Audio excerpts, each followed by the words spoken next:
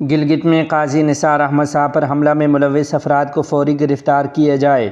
تفصیلات کے مطابق گلگت میں وفاق المدارس العربیہ پاکستان کے مرکزی مجلس عاملہ کے رکن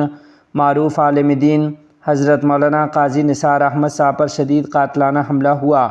جس سے ان کو 2 گولیاں لگیں جو فوری طور پر آپریشن کر کے نکال دی گئیں،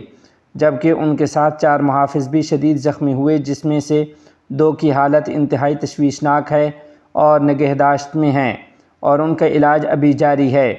اس واقعہ پر قائدین وفاق المدارس العربیہ پاکستان کے صدر شیخ الاسلام حضرت مولانا مفتی محمد تقی عثمانی، سینئر نائب صدر مولانا انوار الحق، ناظم اعلیٰ مولانا قاری محمد حنیف جلندری، نائب صدور مولانا عبید اللہ خالد، مولانا سید سلیمان بنوری، مولانا سعید یوسف، صوبائی نظماء و اراکین مجلس عاملہ نے قاضی نثار احمد صاحب پر ہونے والے حملہ پر گہری تشویش کا اظہار کرتے ہوئے اسے افسوسناک واقعہ قرار دیا۔ نیز قائدین وفاق المدارس العربیہ پاکستان نے سیکورٹی کے باوجود اس قسم کے حملہ پر گہری تشویش کا اظہار بھی کیا ہے۔ اس موقع پر گلگت حکومت و انتظامیہ سے فوری طور پر حملہ آوروں کو گرفتار کر کے قراروا کی سزا دینے کا مطالبہ کرتے ہوئے تمام زخمیوں کو علاج کی مکمل سہولیات فراہم کرنے پر زور دیا گیا۔ آخر میں قائدین وفاق المدارس نے مولانا قاضی نثار احمد صاحب سمیت